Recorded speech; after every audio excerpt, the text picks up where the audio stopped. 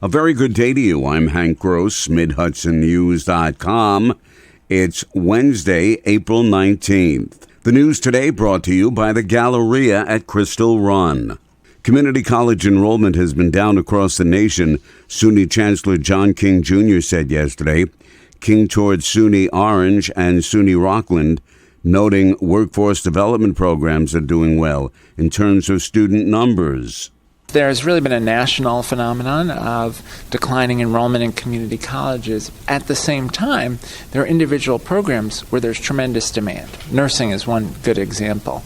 We have a huge shortage of nurses in the state, as well as nationally. Many of our nursing programs have wait lists. So we know if we can grow those programs where there's student demand, we can grow enrollment. We also know we have 2 million New Yorkers who have some credits and no degree. We need to help those students come back to college to finish their degree. The fate of community college tuition increases remains in the hands of state lawmakers and the governor as negotiations continue on the state budget, which was due on April 1st. The man whose motorcycle was struck on Route 211 in the town of Wallkill Monday night has died, Wallkill Town Police said yesterday. Town police identified the victim as 56-year-old George Mars of Port Jervis. The incident occurred before 9:30 p.m. on Route 211 East and Tower Drive. Police say the accident occurred when a 2012 Subaru driven by 37-year-old Juan Castillo struck Mars's 1996 Harley-Davidson motorcycle. Mars was also traveling westbound but stopped on Route 211 at the intersection with Tower Drive. September 29, 1918 was a memorable day in Orange County. 40 county residents died in one day in the World War I Battle of Hindenburg, France.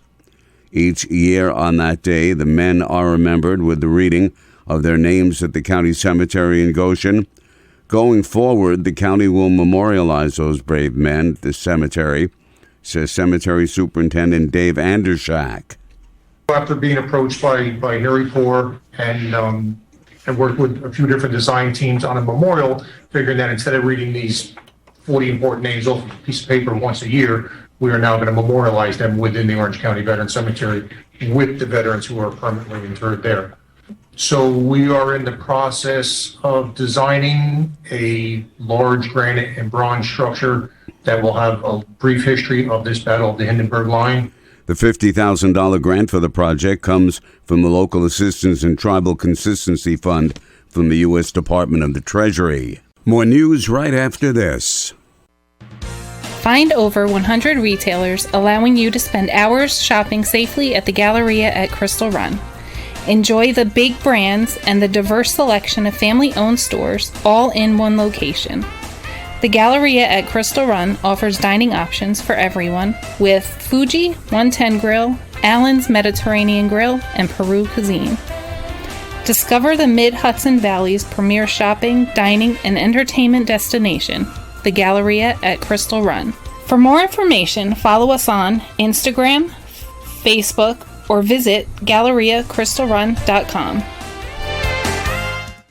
Officials in Middletown are going to consider the prohibition on short-term rentals. The issue came to light following troublesome incidents in the city, and Mayor Joseph DeStefano says they'd like to tighten up the laws on B&Bs. We've had some incidents where people have been operating them in residential neighborhoods and disrupting neighborhoods. Kids rent them for the weekends. We've made arrests for parties at the Airbnb, so we need to tighten our regulation. Other communities like the city of Newburgh are concerned that they reduce the stock available for potential long-term home buyers. The Ulster County Legislature last night approved adding $50,000 to the budget for forensic pathology and morgue storage services provided at Westchester Medical Center Health Alliance Hospital in Kingston.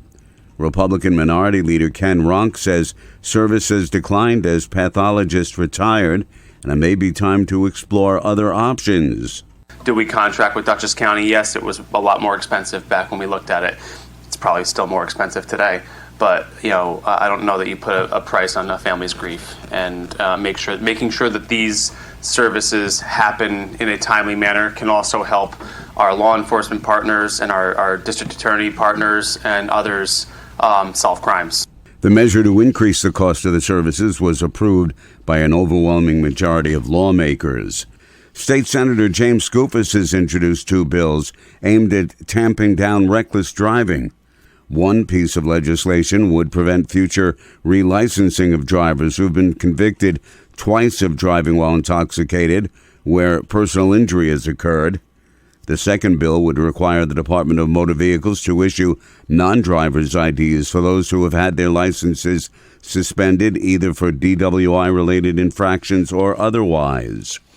Republican New Windsor Town Councilman Stephen Bedetti, who's running for town supervisor this fall, will face a primary challenge from former State Assemblyman Colin Schmidt. Both men have filed petitions to run with the Orange County Board of Elections.